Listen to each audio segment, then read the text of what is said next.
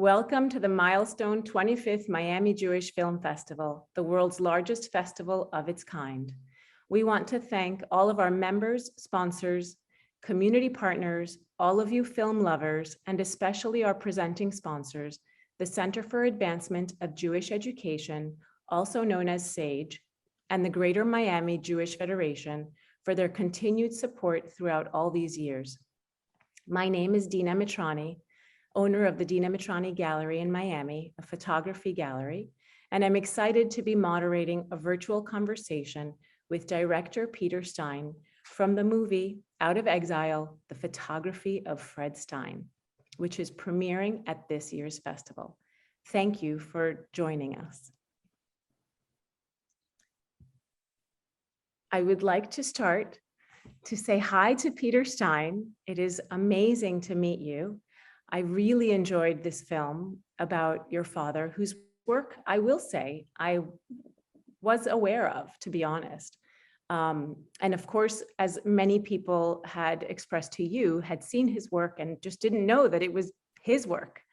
I was curious to ask you, well, first of all, I want to congratulate you because really it's an incredible effort, a life's work that you have put forth to make sure that your father's work be seen and recognized, and as you say in the movie, be part of art history.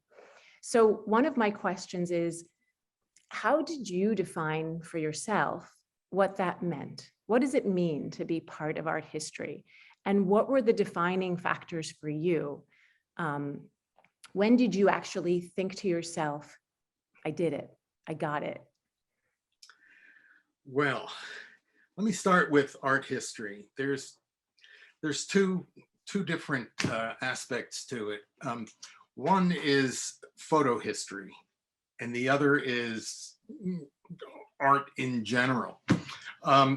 My father was not known in either. He died very early in 1967, and photography hadn't yet really achieved the status of a fine art, and so his work was really forgotten. I mean, totally forgotten, and it was. I felt it was such a shame, and I grew up feeling his work was so special. So I thought it was my responsibility somehow to bring it out to the public. Let me interrupt you 1 second.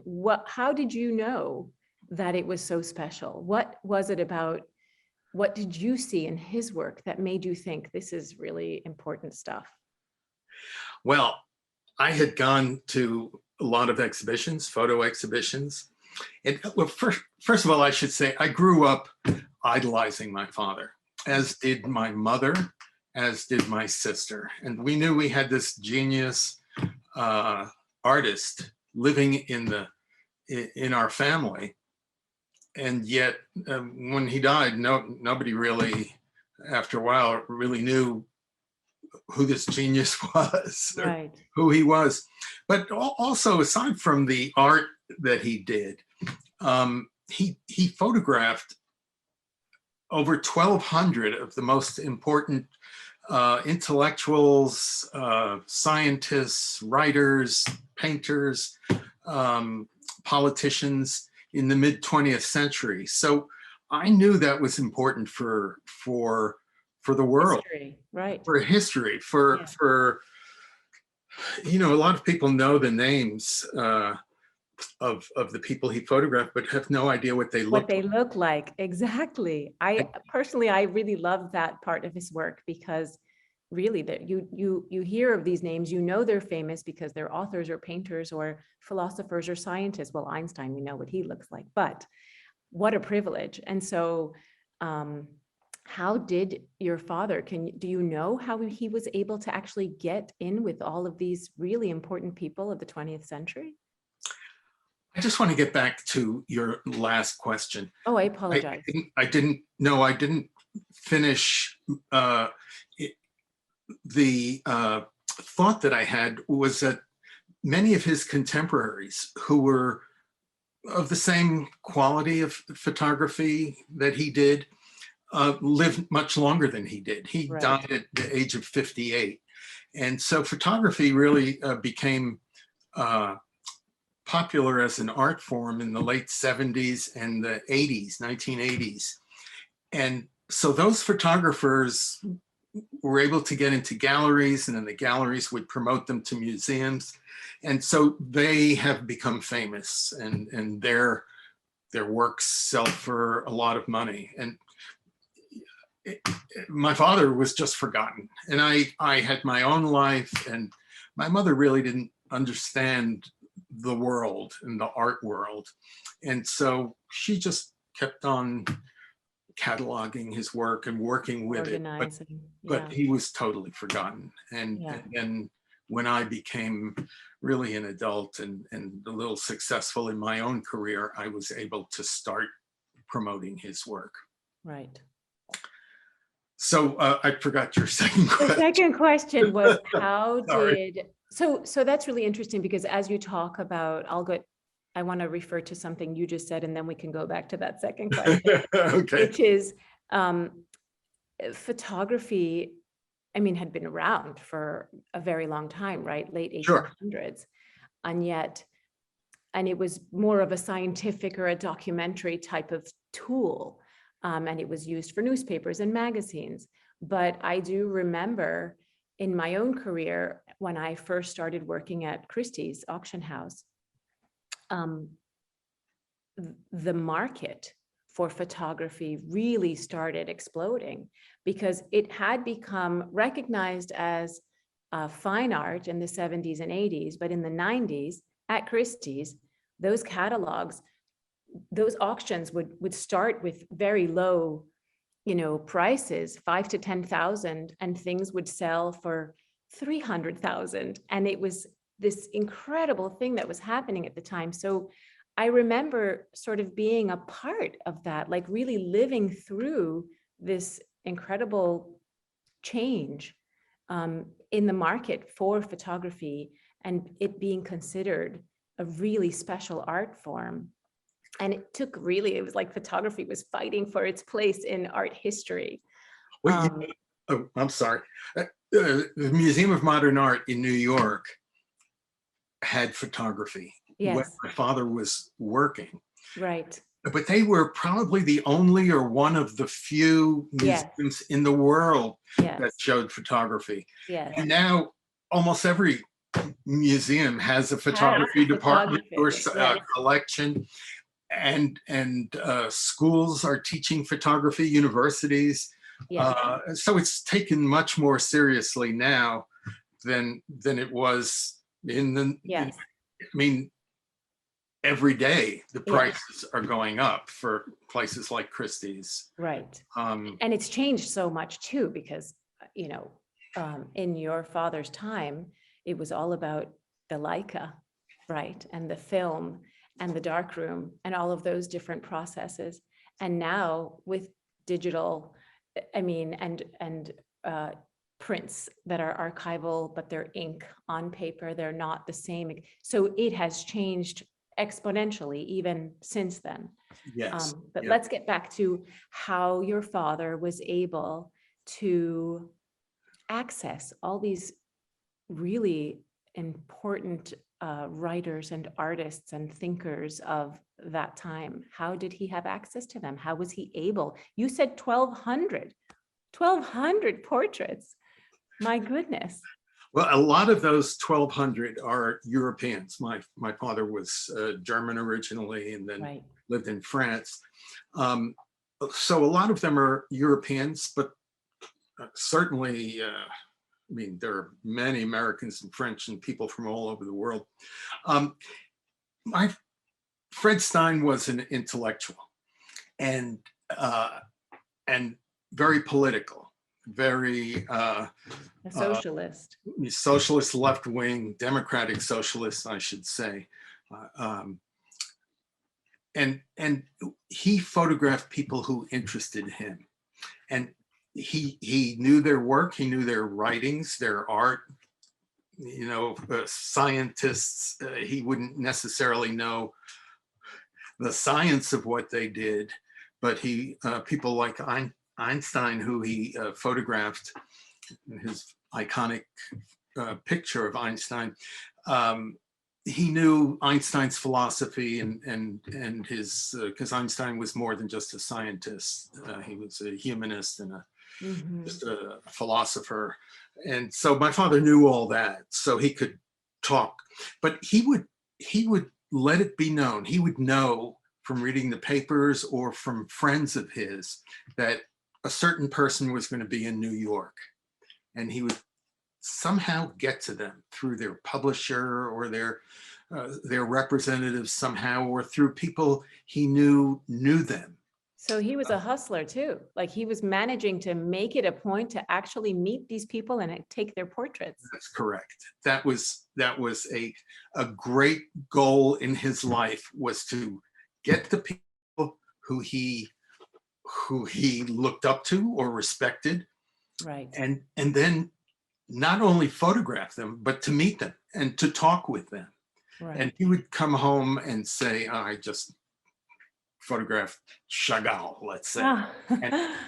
And he and his wife, and we had lunch together. And right. Did you know that and we would be sitting at the dinner table being regaled by Fred Stein talking about Chagall, or whoever it was. Krishna. And you were how old when he was doing these portraits? From the time I can remember being a human to the time that I went off to college. Okay, so yeah. So when he passed away, you were how old? I was 23. 23. So you mentioned in the film about having a little bit of a distance because, well, I wanted to go back to a thought that I just had, which was your father's chutzpah, because it made me think about the fact that he passed that on to you, because your effort to get his work into the world, into the hands of curators, galleries, writers, editors. You made a book with Kara Verlag. I mean, they're an amazing book publisher. I know their work very well. And I really think that in the art world, it's one of the hardest things to do, because it's sort of a mystery. And like a lot of your, the curators and dealers that you met and were interviewed for the film do say that it takes a little bit of luck, timing. There's no formula for this.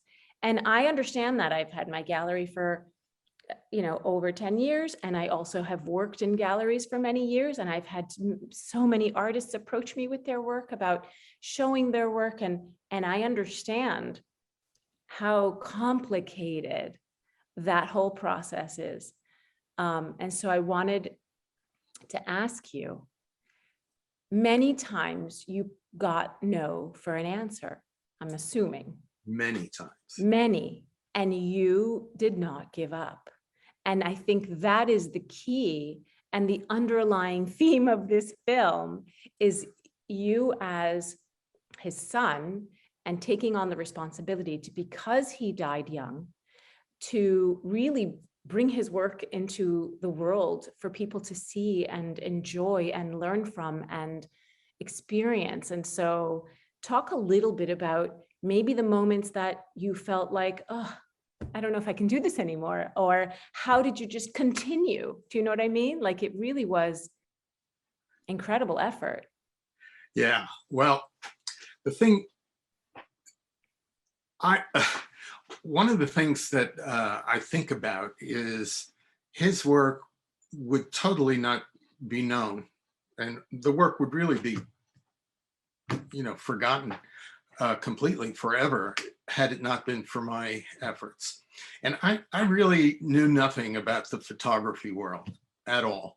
And I'm a cinematographer, and I got my life, because cinematography is and was, it was my career and my life. But I got the gift, if you could say that, From my father. Yeah. I was in the dark room with him, and I went out shooting with him, and we would compare our pictures, and he taught me how to develop look. pictures, and we were in the dark room together.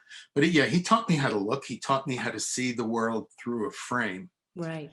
And part of my promoting his work is a way to say thank you to him for my life, my professional life, my life and my professional life.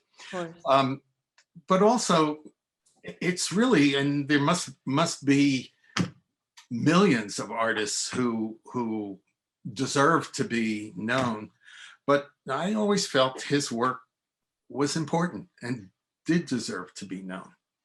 Was it the show at the Dresden Museum? Was it because you almost had it and then it was canceled? And then tell us a little bit about. Well, I say in the film, and this is truly how I always felt at the beginning when I really had some time and enough success as a cinematographer to really start pushing and seeing what I could do with his work. I always felt, the work is so great. All I'm going to have to do is show it to an important curator. Yeah. And they will say, oh my goodness, this work is great. And they'll get a show for me, and they'll get galleries, and people will start calling me looking for work. That did not happen at all. No. I brought it to one really important museum, and I'm not going to mention it. And that curator said, yeah, it's nice. The work is nice. You should save it for your children. And I left, and I said, oh, the hell with him.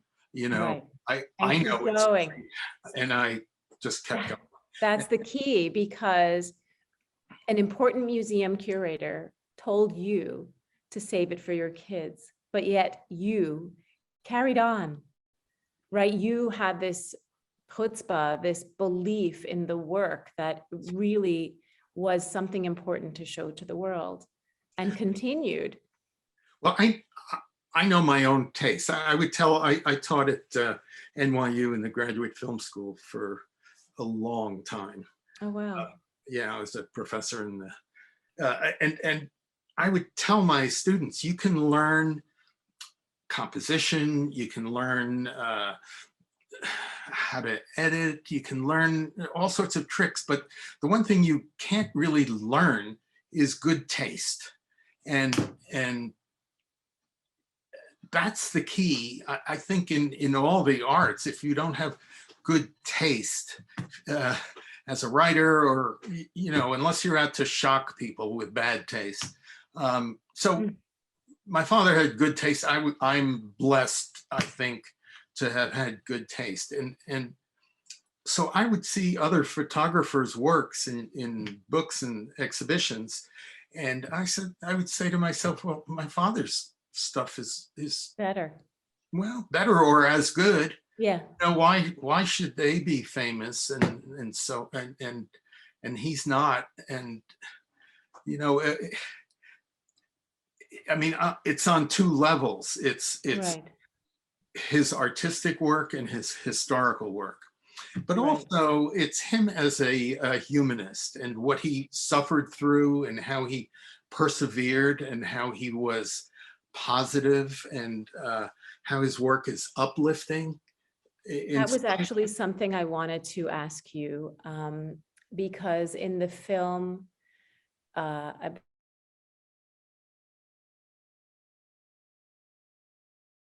the German Bauhaus, right? That sort of modernist, the seeing of the geometric and the angles and the new vision, the Nouvelle Vague, right? The new visions. And so he really did a lot of that kind of really experimental studies of architecture or geometry or whatever forms, light and shadow. But then there is a very important humanist quality to a lot of his sort of social documentary work.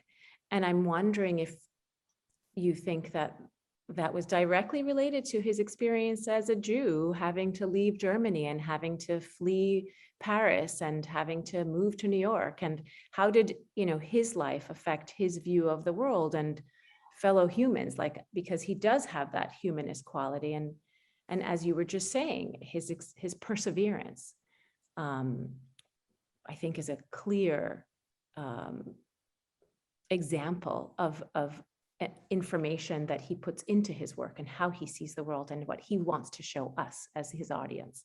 Yeah, Right? he was, yes, I agree completely.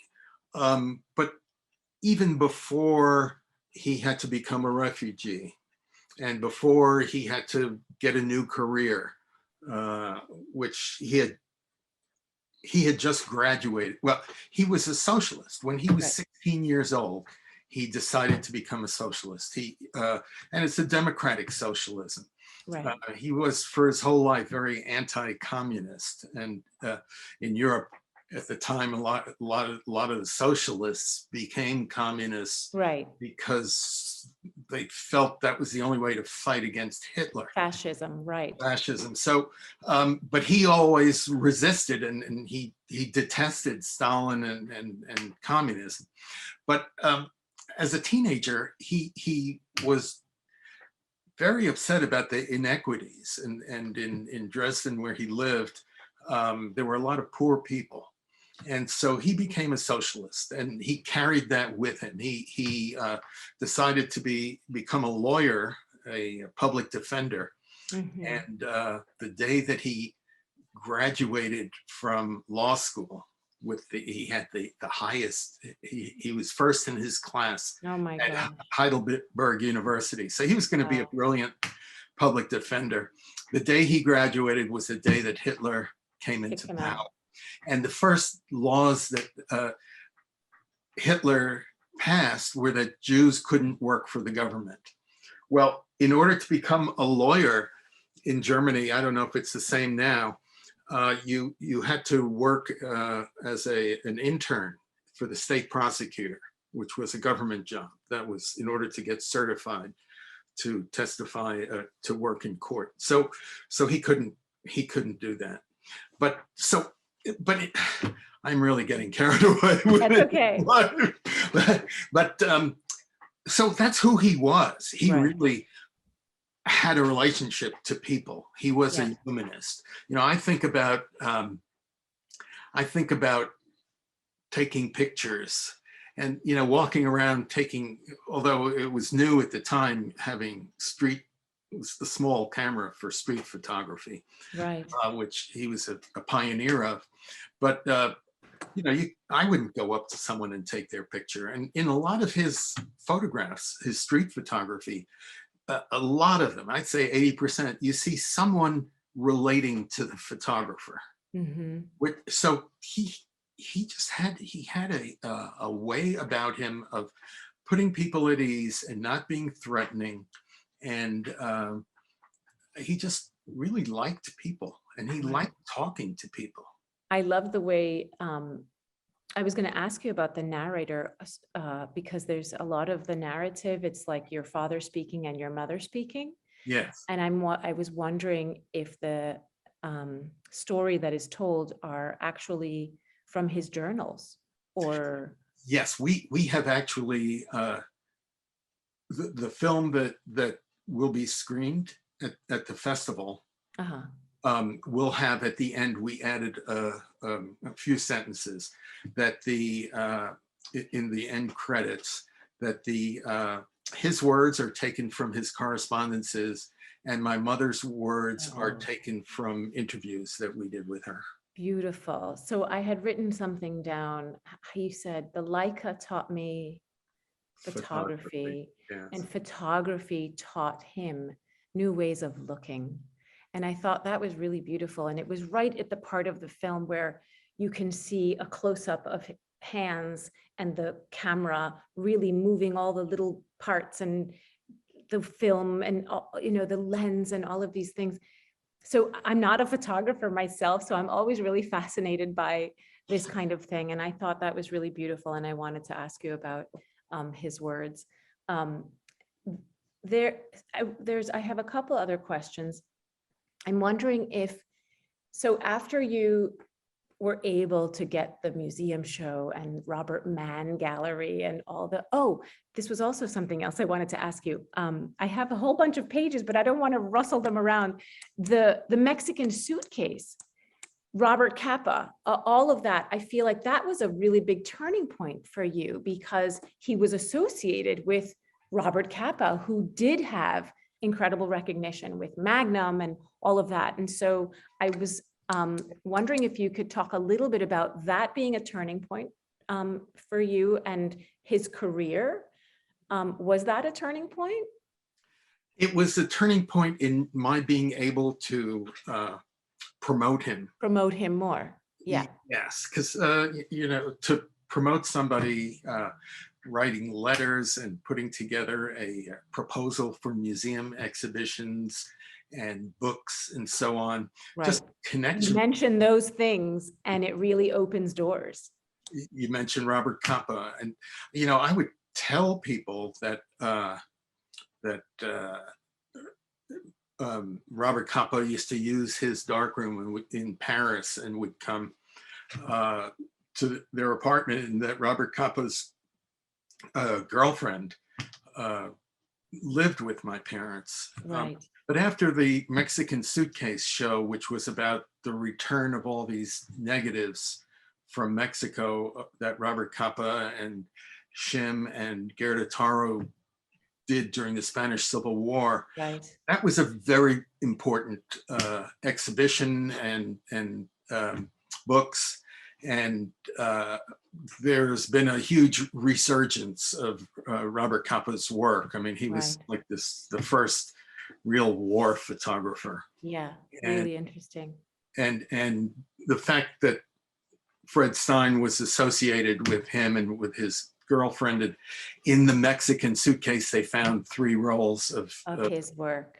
of his work, which Yeah. were not from the Spanish Civil War. They were pictures of Gerda Taro, which who was killed in the Spanish Civil War, Yeah. and Robert got them in this suitcase out of France. So he had his assistant in Paris put those together with all his negatives. Yeah. So they were very important to him. Yeah. And the interesting thing is my father gave Robert Capa these 3 rolls of negatives because he knew it would be really important to him on Oh, a spiritual right. level. Oh. So that's how he got them. And that's how they ended up in that Mexican suitcase. Correct. Oh, wow. So Yeah. interesting. And it really, like, we learn so much about relationships and friendships and history just by seeing connections, tiny connections and tiny moments that happen that really are so important but we don't necessarily know it at the moment. It's just when we look back on things and say, oh my God, this dot connects to this dot. And that's how it all sort of comes about. So tell me a little bit about your decision. So after you worked so hard to get his exhibitions and the book and the recognition that you were able to receive from museums and galleries, at one point did you decide, I mean, I'm sure this is a very natural transition, but at what point did you decide to make a movie about all of this? Well, I'm a cinematographer. I've been Right. doing this for 40 years. So I have always, for 40 years, thought, you know, I'm going to make a movie somehow of my father. And I Were really, you thinking about making this film as you were, because you do have such wonderful footage with interviews and curators and your trips, like, was it something you were thinking about in the back of your mind as you were doing all this promotion for your father's work? well, I would get exhibitions in galleries, little galleries, bigger galleries, art centers. Only one museum in in the US in a small exhibition at the ICP, the International Center of Photography. Which is a very important place. Which is, yeah, and that was in 1995. Okay. I've got cats running around here. Oh,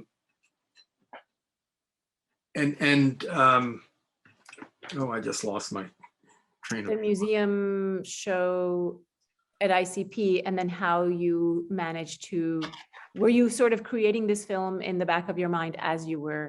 Yes. So I always was thinking about doing a show of doing a movie of my father's work. And so I would, for I don't know how many years, I would, and changing depending on what camera was currently popular, Right. Video, because Right. it's less expensive than film. I would shoot an exhibition here, an exhibition there, ask people questions, do an interview.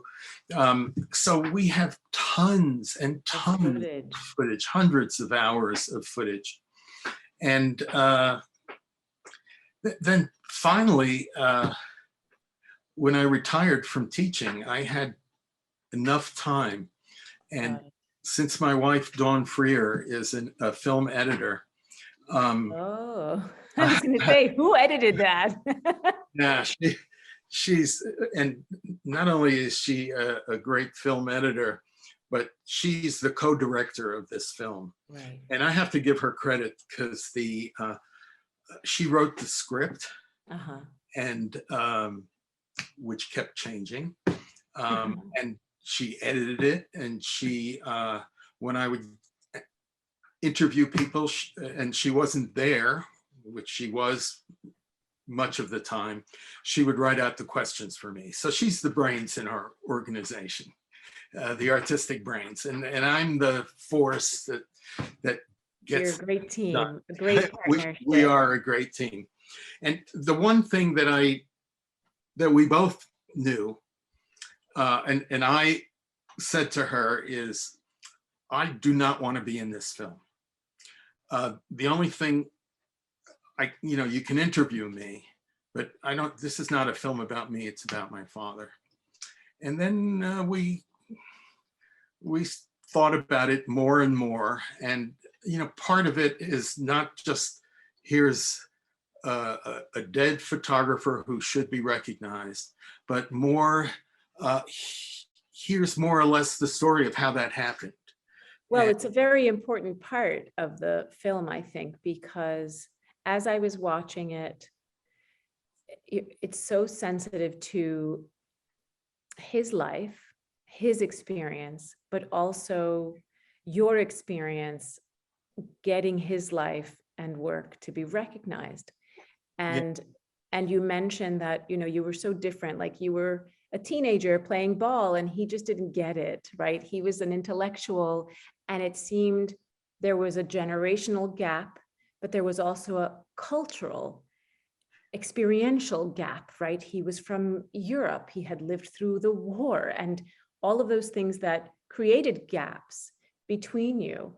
And I was feeling like somehow doing this work and also making the film was healing for you and sort of bridged the gap between you and him. And I feel like spiritually, and as far as family is concerned and all of that, it's very special.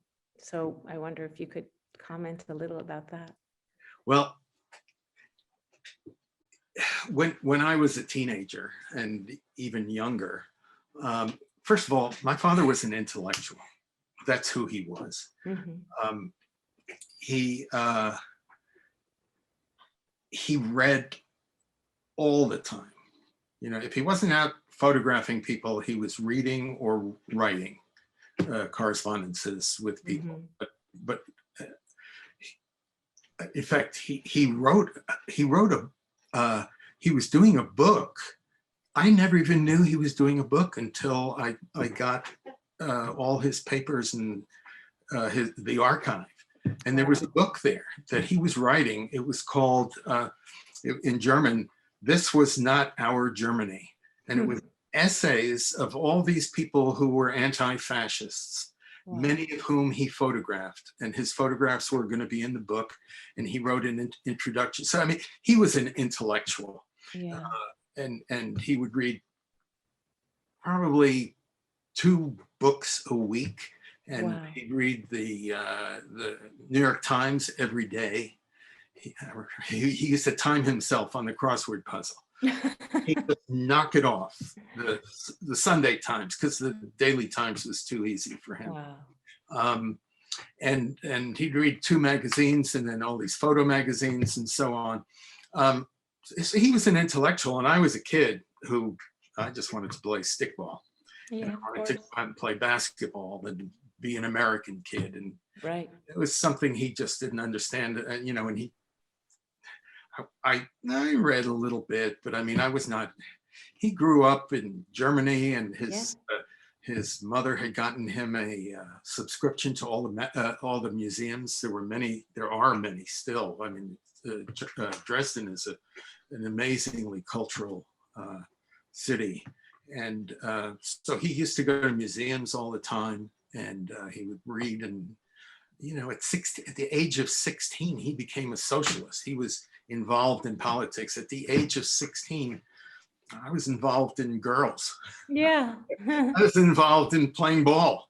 I wanted to be A different world. Yeah, it was a completely different world.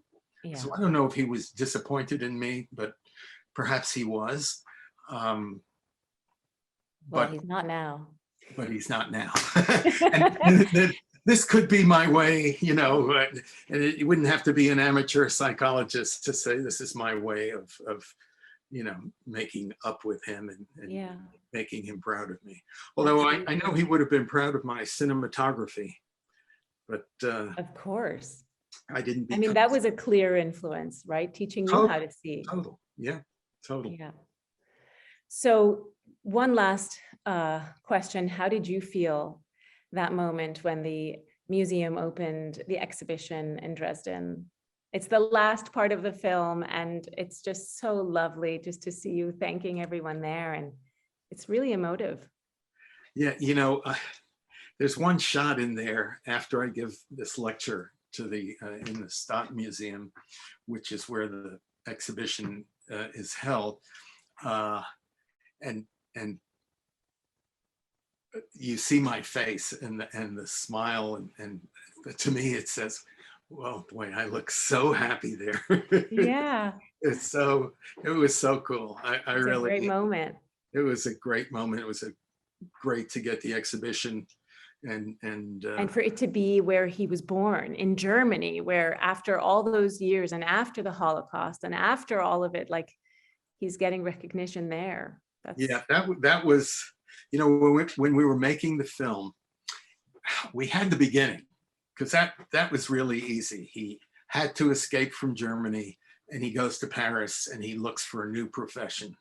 He couldn't do the law, because you had to live in France for 10 years in order to be a work visa. lawyer, and he would have had to go to school again, and so on.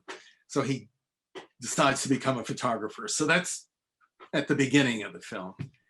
But how do you end the film? And the full circle is he's a photographer, and he has an exhibition in Dresden. He comes back to Dresden. And I have chills just listening to that. So that I thought it was a really beautiful way to end it. It was fantastic. Yeah. Well, I think that we've covered all the questions I wanted to ask. If you have any other further comments, or I can. No, my work continues. Oh yeah, that's a good question. I thought of it before. What is your next project? Well, it's interesting. We've had really good success in Germany.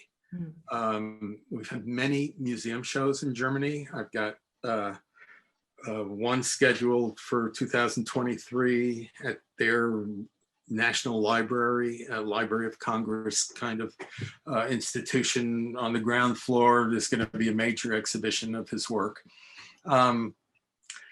That's the only thing I have on the schedule right now. Are you making films as a cinematographer?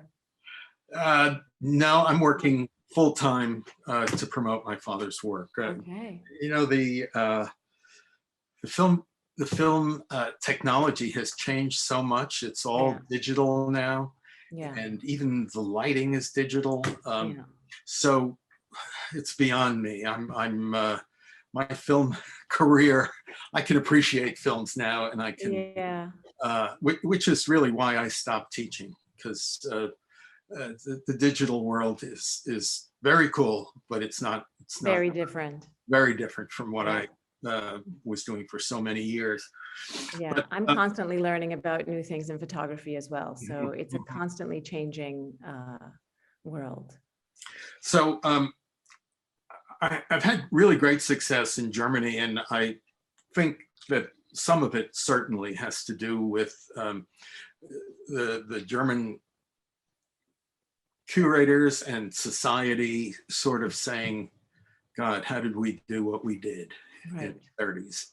So that's a way of making up, perhaps, and recognizing someone who had to leave in exile. Right. France, we've had some success in some museums, but we haven't had a real show in the United States. We've only had one total in 1995, and it was a small show. And so my next project is trying to get a show somehow in the United States. Well, after we are done filming this interview, you and I will have some brainstorming sessions to see how we can come up with some ideas to get it out there even further, in the States and maybe even here in Miami. So I would love that. I would everyone love needs to stay tuned. So I want to thank you, Peter Stein, and your amazing wife and partner, who also Dawn Freer, who worked on this film. It's really a gem. Thank you also to all of our members, sponsors, community partners, volunteers, and to all of you film lovers, as well as the Center for Advancement of Jewish Education, also known as SAGE, and the Greater Miami Jewish Federation for participating in this milestone 25th Miami Jewish Film Festival. Thank you, everybody, for watching. Thank you, Peter. It was a real pleasure to talk to you. Okay, thanks so much. Talk soon. Okay, bye-bye. Bye.